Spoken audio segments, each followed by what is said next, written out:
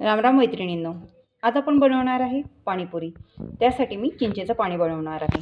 इथे 1 वाटी चिंच इथे भिजू घातलेली आहे। 1 वाटीभर साखर, पाव चमचा तिखट आणि पाव चमचा मीठ।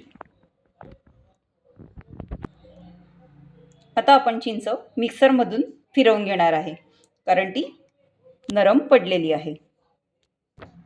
मिक्सरच्या भांड्यामध्ये आपण चिंच घातली आहे। आता आपण मिक्सरमधून फिरवून घेऊ। आपण चिंचेची बारीक पेस्ट केलेली आहे, ती आपण आता चाळणीच्या साहाय्याने गाळून घेऊ।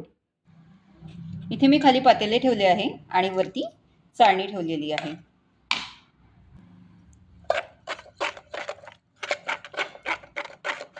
या पद्धतीने आपल्याला गाळून घ्यायचं आहे। खाली बघू शकता आपली पेस्ट पडत आहे। या पद्धतीने चिंचेचे सर्व धागे वेगळे झालेले आहे आणि आपली खाली ग्रेव्ही तयार झालेली आहे। इथं आपण चिंचेची चटणी आता शिजवण्यासाठी ठेवणार आहे। मी ती घट्टच राहू दिलेली आहे।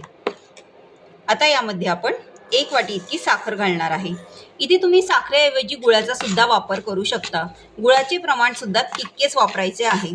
मागे मी गुळाचे दाखवलेले आहे, गुळाचे पाणी दाखवलेले आहे।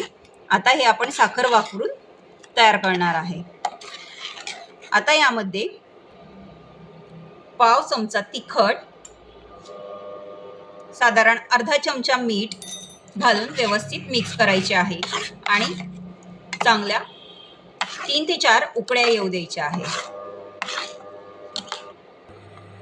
4 ते 5 मिनिटं साधारण चटणी मी शिजवून घेतलेली आहे। ही चटणी शिजवली तर वर्षभर टिकते, त्यासाठी आपल्याला साधारण 4 मिनिटे तरी आपल्याला चटणी शिजवून घ्यायची आहे।